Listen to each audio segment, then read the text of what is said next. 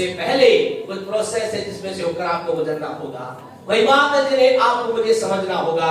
और जो यहाँ इस भजन 84 के 11 को हम देख रहे हैं, और वो कुछ एक बातें हैं जिनमें फर्स्ट बात आपको मुझे समझना है कि हमारा परमेश्वर सूर्य है। क्या आपने समझा इस बात को? क्या आपने इस बात को समझा? जब हमने संडे की आराधना को अंदर किया तो क्या रहा? लगभग पूरे सप्ताह भर क्या रहा? सूर्य कम दिखाई दिया। क्यों कम दिखाई दिया?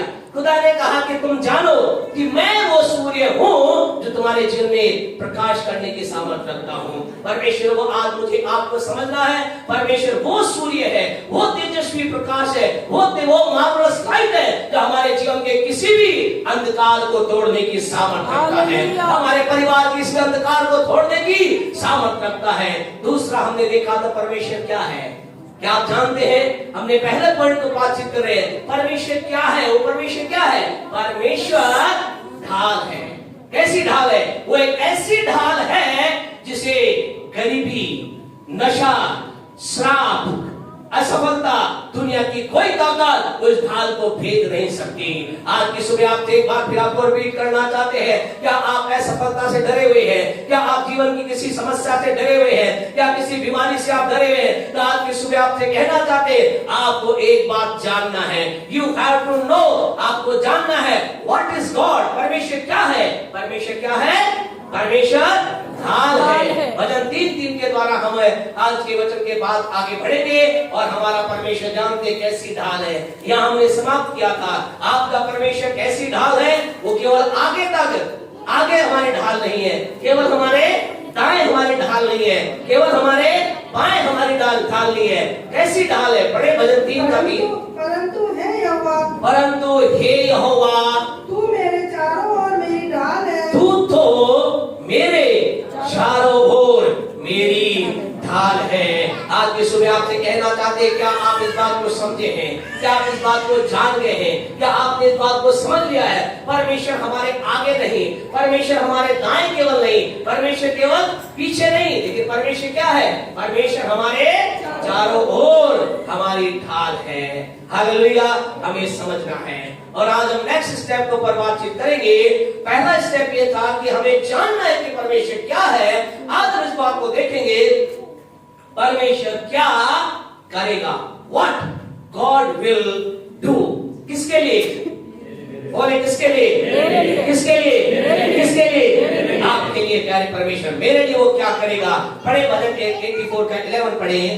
हाँ जी। क्योंकि यहोवा परमेश्वर, क्योंकि यहोवा परमेश्वर सूर्य और ढाल है, सूर्य और ढाल है। यहोवा अनुग्रह करेगा। बस रुके। परमेश्वर क्या करेगा?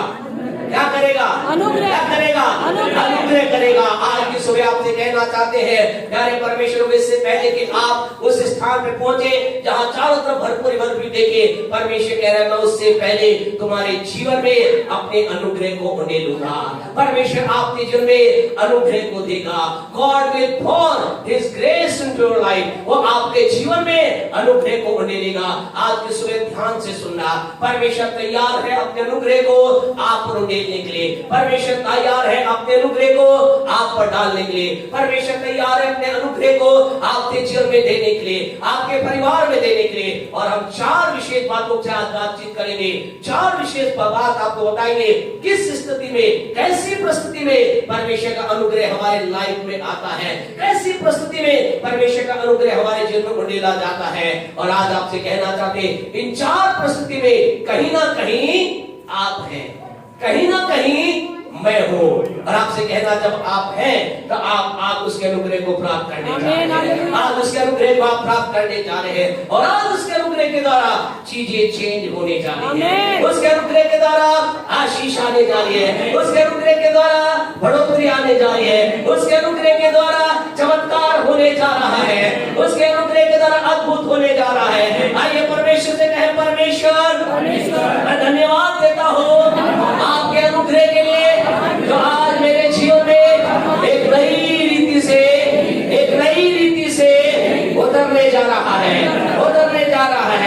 यीशु के नाम से आमीन। आज आपसे बातचीत करना चाहते हैं खुदा के अनुग्रह के लिए। आज बहुत से लोग ये जानते हैं, परमेश्वर के बारे में जानते हैं।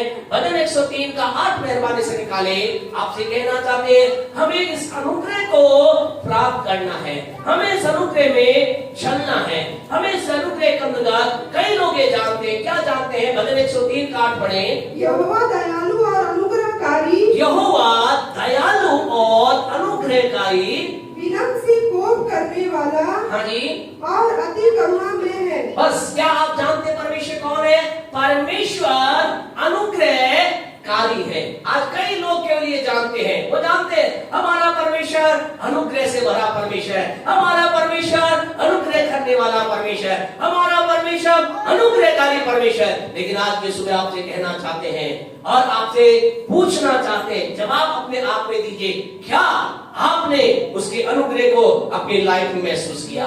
क्या आपने उसके अनुग्रह को अपने जीवन में चखा है? क्या आपने उसके अनुग्रह को अपने जीवन में ग्रहण किया है? दुनिया में सब जानते हैं परमेश्वर अनुग्रहकारी है, यहाँ तक कि शैतान भी जानता है कि परमेश्वर क्या है? अनुग्रहकारी है। लेकिन शैतान ने खुदा के अनुग्रह को प्राप्त नहीं किया। लेकिन आज की सुबह सवाल आपके लिए है, सवाल मेरे है। अगर हमारा खुदा अनुग्रहकारी है और वो कह रहा है मैं तेरे जीवन में अनुग्रह दूंगा, करूंगा, तो क्या हमने उसके अनुग्रह को प्राप्त किया है? क्या उसके अनुग्रह को प्राप्त किया है? यदि आपका आंसर है यस, बहुत अच्छी बात है। यदि नहीं, तो आज की सुबह उसके अनुग्रह को प्राप्त कीजिए। उसका अनुग्रह ऐसे समय में आता है जब हमें लगता है क्या कुछ हो सकता है। आइए हम परमेश्वर के पवित्र वचन की ओर चले।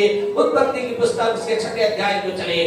फर्स्ट टाइम आपसे कहना चाहते हैं, ये खुदा का अनुग्रह परमेश्वर के लोगों के लिए प्रारंभ से ही था। ऐसा नहीं खुदा का अनुग्रह, कई बार जो अनुग्रह की बात आती है तो हमारा सीधा ध्यान कहां जाता है? यीशु के क्रूस पे जाता है और हम सोचते हैं क्रूस के द्वारा ही हमारे जीवन में अनुग्रह आया, क्रूस के द्वारा ही हमारे दिन अनुग्रह की शुरुआत हुई। लेकिन अगर हम प्रारंभ से ही देखें, खुदा अपने अनुग्रह को देने के लिए तैयार था। परमेश्वर रेडी था और आज भी तैयार है वो अपना अनुग्रह लोगों के जीवन में करे। उत्पत्ति 6 का 5 पढ़े, क्या कहता है? यहोवा ने देखा कि मनुष्यों की बुराई हाँ जी पृथ्वी पर बढ़ गई है। परमेश्वर ने क्या देखा? कौन सा समय चल रहा था? एक ऐसा टाइम संसार में आया जब क्या था? चारों तरफ बुराई बुराई थी, चारों तरफ गलत ही गलत था, कहीं अच्छा नहीं था, कुछ भी अच्छा नहीं था, बुराई बुराई थी, बुरा काम था, बुरे चीज थे, बुरी बातें चल रही थी। ये सारी बातें देख करके परमेश्वर ने एक डिसीजन लिया।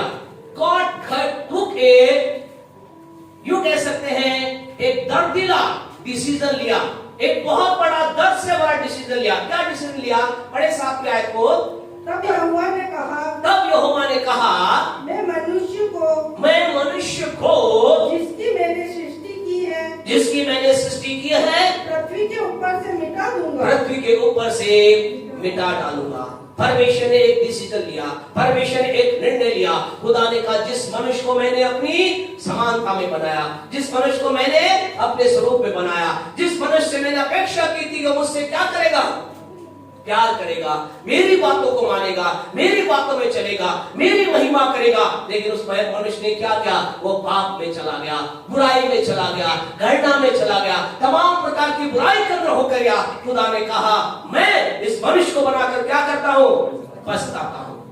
यानी दूसरे शब्दों में अगर हम देखें इन वर्डों को पढ़े, ऐसा लगता है खुदा को बड़ा दुख हो रहा है, बड़ी पीड़ा हो रही है। उसे कहिए क्या हो गया? ये मेरा डिसीजन, मेरा जो काम था कैसे फेल हो गया? मैंने तो मनुष्य को बनाया था कि मनुष्य संसार में रहे, मेरी आराधना करे, मेरी महिमा करे, वो आशीषित रहे, आनंदित रहे, मेरे नाम को महिमा देता रहे, जीवन के हर एक क्षेत्र में उन्नति को प्राप्त कर करके अच्छाई से रहे, बिना गरीबी के, बिना बीमारी के, बिना समस्या के, प्रेम के साथ आशीष में जीवन जिए। लेकिन ये मनुष्य ने क्या किया? पाप के कारण से इसके जीवन के अंदर तमाम प्रकार की क्या आ गई है? तमाम प्रकार की समस्या आ गई है, हर प्रकार की बुराई आ गई है। आपसे कहना चाहते उस समय परमेश्वर ने एक निर्णय लिया। क्या निर्णय लिया? मैं मनुष्य को पृथ्वी पर से नष्ट कर दूंगा। नष्ट कर डालूंगा, खत्म कर दूंगा। आपसे कहना चाहते जब बुराई बढ़ती है, बुराई मृत्यु को लेकर के आती है। जब बुराई बढ़ती है, बुराई एक तरह से नाश को लेकर के आती है। जब पाप बढ़ता है, पाप नाश को लेकर आता है। हमारे भाई कुमार ने यहाँ पर बताया, आपने इस वचन को कितना गहराई से सुना, कितनी बात ध्यान से सुना। हम विश्वास करते हैं आपने ध्यान से बात को नोट डाउन किया होगा। क्या लिखा है? शरीर पर मन लगाना तो मृत्यु है। अर्थात एक व्यक्ति शरीर के काम में चलता है, एक व्यक्ति शरीर की बातों में जब चलता है, लगातार शरीर की बातों के अंदर शरीर को आनंद देते आगे बढ़ता, क्या होता है? उसका परिणाम मृत्यु होता है। खुदा को उस मृत्यु में जाने का खुदा ने कहा मैं अब क्या करूंगा? इस संसार को नष्ट कर दूंगा। लेकिन उन सारी बातों के बीच में आज आपसे कहना चाहते हैं प्यारे परमेश्वर लोग, उससे तमाम प्रकार के उस परिस्थिति के बीच में, उन तमाम प्रकार की विपरीत बातों के बीच में, जानते हैं प्यारे परमेश्वर लोग क्या हुआ? वहां पर एक अद्भुत बात होती है, वहां पर एक आश्चर्यजनक बात होती है, वहां पर एक आशीष की बात होती है। और वो आशीष की बात क्या है? उत्पत्ति 6:8 में अगर आप वहां पर एक आनंद की बात होती है, वहां पर एक नाचने की बात होती है, वहां पर एक झूमने की बात होती है। और जानते हो क्या? पढ़े 6:8, परंतु यहोवा के अनुग्रह की दृष्टि, हालेलुया, परंतु यहोवा के अनुग्रह की दृष्टि नूह पर बनी रही, नूह पर बनी रही। आपसे कहना चाहते खुदा के लोगों, और सारी परिस्थिति के बीच के अंतर्गत क्या हुआ?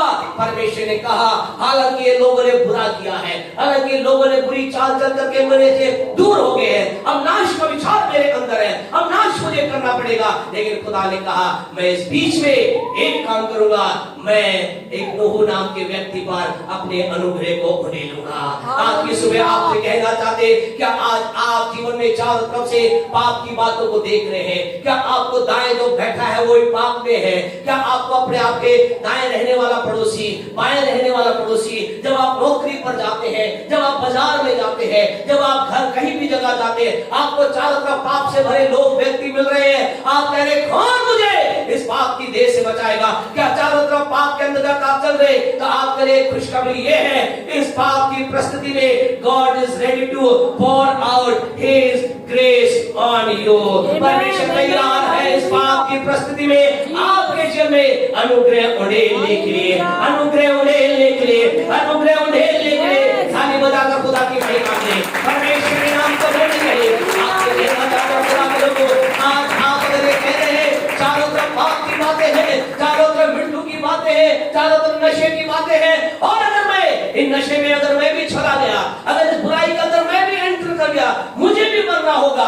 हाँ, अगर उसमें एंटर कर गए मरना होगा। लेकिन उस बीच के अंदर आपसे कहना चाहते, उस बुराई के बीच में परमेश्वर तैयार है आप पर, मुझ पर अपने अनुग्रह को उड़ेलने के लिए। यार परमेश्वर पहला अनुग्रह कब आता है? पहला अनुग्रह बुराई के बीच में परमेश्वर के लोगों पर अनुग्रह आता है। हालेलुया। जब चारों तरफ बुराई हो, चारों तरफ बुराई की बात हो, अब जब आप घर से बाहर निकलते हैं, आपको जो पहला व्यक्ति मिलता है वो कैसा मिलता है? गलत मिलता है। आप दूध लेने जाते हैं, वहां व्यक्ति कैसा मिलता है? गलत मिलता है। आप तैयार होकर ऑफिस जाते हैं, बाजार में जाते हैं, वहां आपको व्यक्ति कैसे मिलता है? बुरा मिलता है, दुष्टता से भरा मिलता है, नशे वाला मिलता है, व्यभिचारी मिलता है, गलत व्यक्ति मिलता है। हो सकता है ऐसा होगा, लेकिन आपसे कहना चाहते आपको उनके जीवन पर उनकी सी चाल चलने की जरूरत नहीं है।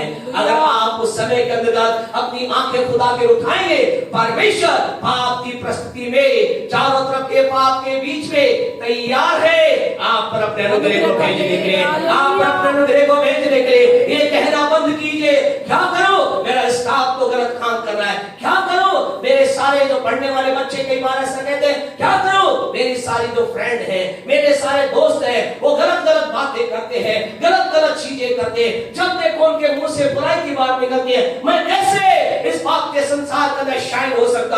आपसे कहना चाहते हैं बाय द गॉड ग्रेस, परमेश्वर के अनुग्रह से आप शाइन कर सकते हैं, परमेश्वर के अनुग्रह से आप चमक सकते हैं, परमेश्वर के अनुग्रह से मैं चमक सकता हूं। यानी परमेश्वर के लोग आप हमेशा याद रखें, बुराई के बीच में भी खुदा के अनुग्रह के द्वारा आप चमक सकते हैं, आप चमक सकते हैं। बोले मैं परमेश्वर के अनुग्रह के द्वारा बुराई के बीच में चमकने जा रहा हूँ, चमकने जा रहा हूँ, चमकने जा रहा हूँ। ताली बजाकर खुदा की महिमा की। हालेलुया। खुदा अद्भुत है, एक खुदा का अनुग्रह अद्भुत है। इस अनुग्रह को अपने जीवन के अंदर बनाए रखे, समझौता ना करें। लेकिन दिक्कत ये है, आज व्यक्ति कहां जाता है? भीड़ की ओर जाता है। आज व्यक्ति कहां जाता है? बहुमत की ओर जाता है। आज कहते सब ऐसा करे, चलो मैं भी ऐसा करूं। नहीं, आप देखें ना, प्रभु वचन कहता है, क्या लिखा है 6:8 के अंतर्गत, और यो परमेश्वर के अनुग्रह की दृष्टि नूह पर बनी रही। नूह ने उस अनुग्रह को प्राप्त किया, और उसके बाद जानते क्या हुआ? अगर इसके परिणाम को आप देखोगे 7:23 को अगर आप पढ़ोगे, कैसा लिखा है, प्यारे परमेश्वर जैसा खुदा ने कहा था, क्या हो गया? सब कुछ नष्ट हो गया। लेकिन उत्पत्ति 7:23 में ऐसा लिखा है, नूह और उसका परिवार बचाया गया।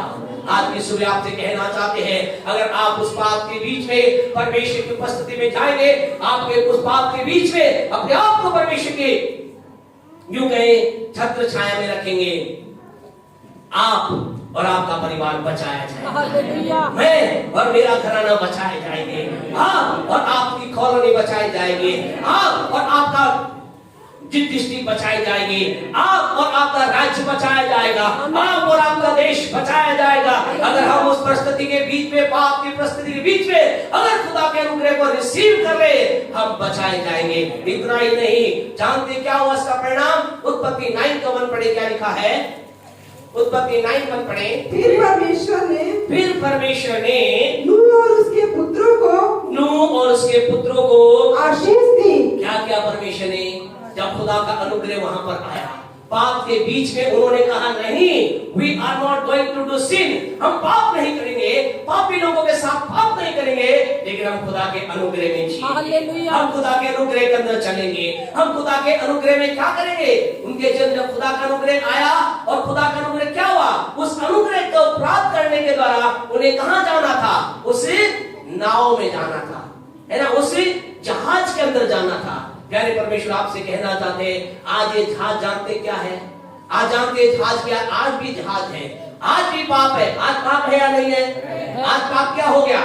बढ़ गया है, चरम पे पहुंच चुका है। परमेश्वर के दास पिछले दिनों के अंतर्गत बोल रहे थे, वो कहते अब पाप इतना गहरा हो गया है, इतना जबरदस्त बढ़ गया है। पहले पाप को देखने के लिए, गलत चीज को देखने के लिए फिल्में जो बनती थी, फिल्मों के अंदर एक सीन होता था, और क्या होता था? उसमें एक बड़ी भीड़ लगती थी, कभी कभी एक सीन होता था। लेकिन वो कहते आज पाप इतना बढ़ गया है, आप अपने मोबाइल को ऑन करो, ऑन खोलते क्या नजर आएगा? पाप की चीजें नजर आएंगी। आज पाप को इतना सिंपल शैतान ने बना दिया है, कहीं भी पाप की बातों को देखा जा सकता है, कहीं भी बुरी चीज को देखा जा सकता है, कहीं भी गंदी चीज को देखा जा सकता है। आज पाप चरम सीमा पे।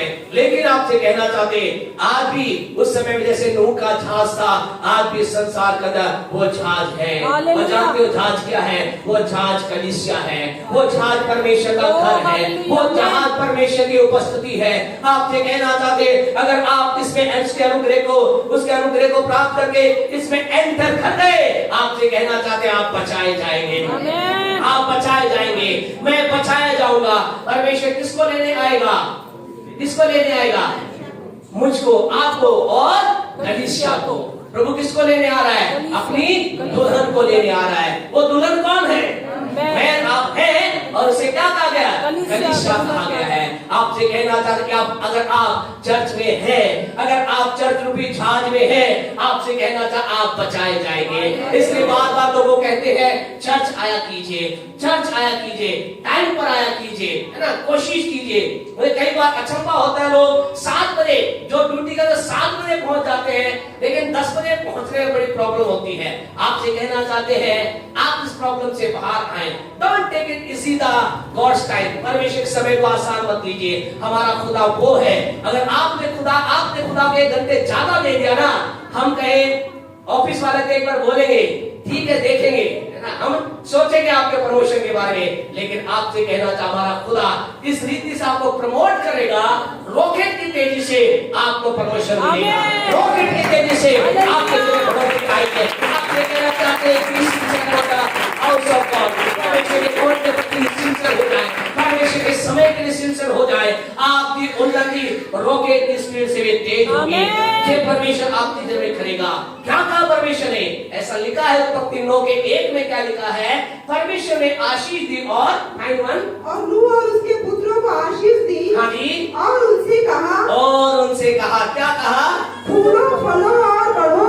फूलो फलो और क्या हो जाए? बढ़ते चले जाओ। आज यीशु में आपसे कहना चाहते हैं, जब उसका अनुग्रह हमारे जीवन पर होता है, पाप के बीच में हम उसके अनुग्रह के पास आ जाते हैं, हमारे जीवन में फूलना, फलना, बढ़ोतरी और तमाम प्रकार की बातें आती हैं। हम यहाँ रुकना चाहेंगे, नेक्स्ट पॉइंट को और आज पढ़ेंगे। प्यारे परमेश्वर का जो पहला अनुग्रह हमारे जीवन में कब आता है? जब पाप की परिस्थिति होती है, जब चारों तरफ बुराई होती है, खुदा का अनुग्रह उस समय आ जाता है। नंबर 2, सेकंड, खुदा का अनुग्रह कब आता है? आज आप अगर इसी पाप की परिस्थिति में, आपसे कहना चाहते हैं, His grace is available for you। उसका अनुग्रह आपके लिए उपलब्ध है, उसका अनुग्रह आपके जीवन में आना चाहता है। दूसरा, खुदा का अनुग्रह बहुत समय पहले की बात है, कई हजार साल पहले की बात है। प्यारे परमेश्वर को एक प्रभु का जन एक देश में गया, और एक देश में जाने के बाद एक घर में गया, और घर में जाकर उसने क्या कहा? उस घर में जाकर उसने कहा कि उस घर के मालिक से कहा, पिता से कहा, तू अपने सारे बेटों को बुला, उनमें से एक बेटा है जिसको क्या किया जाएगा? इस देश का राजा होने के लिए क्या किया जाएगा? उसका अभिषेक किया जाएगा। एक बेटा आया, दूसरा बेटा आया, तीसरा बेटा आया, एक के बाद एक बेटे आते गए। और उस प्रभु के दास ने कहा, ये नहीं है, ये नहीं है, ये नहीं है, और सारे होते चले गए, लेकिन अभी आगे भी बचा था।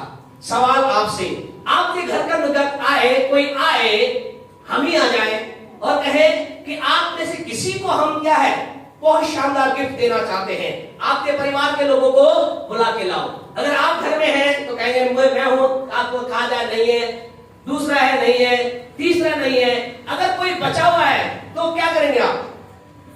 क्या करेंगे? हाँ, क्या करेंगे? क्या करेंगे जी? हम क्या कहेंगे? उस सामने वाले से कहेंगे, ठहरो ठहरो, रुको रुको, अभी एक बचा हुआ, एक बाकी, रुको रुको रुको, एक है, हमें मालूम है वो उसको जरूर मिल सकता है। लेकिन इस घर में क्या होता है? इस घर में ऐसा नहीं होता है। सब लोगों को बुला दिया जाता है, लेकिन एक रह जाता है। एक रहने के बाद वो घर का पिता तो नहीं कहता रुको रुको, अभी एक और बाकी है। लेकिन क्या होता है जानते? इसका उल्टा होता है। निकाले पहला शमूएल के 16वें अध्याय को, और जानते यहाँ पर क्या होता है? पढ़े उसके 16वें अध्याय को हम पढ़ेंगे, 11वीं आयत को पढ़ें, 16:11, फर्स्ट शमूएल 16:11। तब शमूएल ने यिशै से कहा, तब शमूएल ये नबी है जो उसके बारे में बात कर रहे हैं, उसने क्या कहा? यिशै से, यानी कि उस घर के मालिक से कहा, क्या कहा? क्या सब लड़के आ गए? क्या सब लड़के आ गए? क्या यहाँ क्या कर रहा है? बस ठहरे, तो क्या कर रहा है यहाँ पर? यहाँ पर गिफ्ट देने वाला, अभिषेक करने वाला पूछ रहा है, क्या सब आ गए? क्या पूछना किसे चाहिए था? कहना किसे चाहिए था? बाप को, यिशै को कहना चाहिए, बाप को बोलना चाहिए, रुको ये भी है। लेकिन क्या है यहाँ पर हम देखते हैं प्रस्तुति क्या थी? यहाँ पर इस पिता की और इस परिवार के सारे भाई भी ऐसे थे, सारे एकजुट थे। बोले सारे, कई बार ऐसा होता है ना, परिवार में सब एकजुट हो जाते हैं और एक को क्या छोड़ते हैं? अकेला छोड़ते हैं। बोले आशीष मुझे मिलेगी, इसे मिलेगी, और जिसको मिलनी चाहिए उसके लिए तो बोलते नहीं है, बोल नहीं। कई बार ऐसा परिवार में होता है, कई लोग ऐसी परिस्थिति गुजरते हैं, कई बार ऐसा होता है नहीं वो नहीं। ये सारे लोग क्या सोच रहे हैं? इनके मन में एक ही विचार है। क्या विचार है? ये विचार है कि एक हमारा भाई है तो सही, लेकिन क्या मतलब उसे बुलाने से? वो किस लायक है? वो किसी लायक नहीं है, केवल वो भेड़ बकरी चराने के लायक है। वो हो ही नहीं सकता किसके खुदा का अभिषेक आ जाए, वो हो ही नहीं सकता उसको उसकी जीवन में राजा का अभिषेक आ जाए, वो हो ही नहीं सकता उन्नति आ जाए। आज आपसे कहना चाहते खुदा के लोगों, अगर आप में से कोई यदि यहाँ पर ऐसा बैठा है, आपके जीवन में हो सकता है आपके परिवार के लोग, हो सकता है आपका पति, हो सकता है आपकी पत्नी, हो सकते हैं आपके पिता, हो सकते हैं आपकी माता, आपके बारे में विचार रखते हो, सब मेरे बच्चे बहुत अच्छे हैं, बढ़िया है, उन्हें ये मिलना चाहिए, वो मिलना चाहिए, वो, लेकिन ये ये किसी लायक नहीं। नौकरी के अंदर शायद लोग ऐसा सोच रहे हैं, शायद ऑफिस के अंदर ये बात सोचते होंगे सबको प्रमोशन मिलना चाहिए, इसको प्रमोशन की जरूरत नहीं है, ये इस लायक नहीं है। वहां पर उस व्यक्ति के जन्म में ऐसा ही विचार था। उस व्यक्ति जो बचा हुआ बच्चा था उसके बारे में पूरे खानदान का यही विचार था, बोले वो इस लायक नहीं है। लेकिन आपको मालूम है क्या हुआ? ऐसा लिखा गया है, जब उससे पूछा गया और कोई है, उसके पिता ने कहा एक है जो क्या कर रहा है? भेड़ बकरी चरा रहा है। उस व्यक्ति ने कहा जब तक वो ना आ जाए मैं जाऊंगा नहीं। उसने कहा जब तक वो यहाँ पर ना आ जाए मैं जाने वाला नहीं हो। आपसे कहना चाहते हैं खुदा के लोगों, ये खुदा का अद्भुत बात यहाँ पर होती है, ये खुदा का अनुग्रह यहाँ पर आता है। और उसकी 13वीं आयत को पढ़े, क्या लिखा है? तब शमूएल ने अपना तेल का सींग तब शमूएल ने अपने तेल का सींग लेकर उसके भाइयों के मध्य में उसका अभिषेक किया, दाऊद का अभिषेक किया। आपसे कहना चाहते हैं what is this? It is nothing else, it is the grace of God. ये खुदा का अनुग्रह है। जब लोगों को तुच्छ जाना जाता है, जब लोगों का इनकार किया जाता है, जब व्यक्ति रिजेक्शन की स्थिति में आ जाता है, एक ऐसी स्थिति में आ जाता है जब लोग कहते हैं इसका कुछ नहीं हो सकता, दुनिया में किसी लायक नहीं है, दुनिया में किसी नौकरी के लायक नहीं है, ये हमारे घर के अंदर सबको हिस्सा दिया जाए ये हिस्से के लायक नहीं है, जब सब छोड़ देते हैं, आपसे कहना चाहते उस समय परमेश्वर का अनुग्रह कहता है, और वो अनुग्रह कहता है यही है जो महिमा के स्थान पे जाएगा, यही है जिसका अभिषेक करो, यही है उसके सिर के ऊपर एक अभिषेक किया गया और ऐसा लिखा है उस अभिषेक के द्वारा वो आगे बढ़ा। आपसे कहना चाहते दूसरा, आपसे कहना चाहते अनुग्रह है। ये अनुग्रह कब आता है? जब लोग हमें हमें छोड़ देते हैं, जब लोग हमें तुच्छ जानते हैं, जब परिस्थितियां हमें तुच्छ जानती है, जब हमारे अधिकारी हमें तुच्छ जानते हैं। और कई बार दुख की बात यह है बोलना कठिन है, जो गुजरते हैं उनके लिए बोलने के अंदर बोलना बहुत आसान है, जो लेकिन गुजरते हैं उनके लिए बहुत कठिन है। ये बहुत दुखदायक होता है जब एक बच्चे के माता पिता ही उसके लिए एक तिरस्कार का कारण उनको तिरस्कार की स्थिति में रख देते हैं। दाऊद के साथ ऐसा ही था। क्या आप वो तिरस्कृत बेटे हैं? क्या आप वो तिरस्कृत बेटी हैं? क्या आप तिरस्कृत पति हैं, तिरस्कृत पत्नी है, रिजेक्टेड वाइफ है, रिजेक्टेड हस्बैंड है, रिजेक्टेड सन है, रिजेक्टेड डॉटर है? अगर आप ऐसे हैं तो आपसे कहना चाहते हैं one who is rejected by the world be accepted by the God. जो संसार के द्वारा त्याग दिया गया खुदा के द्वारा स्वीकार किया गया, इसे कहते हैं अनुग्रह। जोरदार ताली बजा कर आपसे शुरू करते हैं। मेरे लिए अगर आप इस करते हैं मेरे लिए होना चाहिए तो आपने क्या सारे ताली बजा कर उसका धन्यवाद करिए, धन्यवाद करिए, धन्यवाद करिए। Hallelujah, hallelujah. आपसे कहते हैं से हमारी लाइफ मिलती है, यहाँ में कई लोगों की लाइफ मिलती जुलती होगी। हमारी भी फैमिली का ऐसा ही था, हमारे भी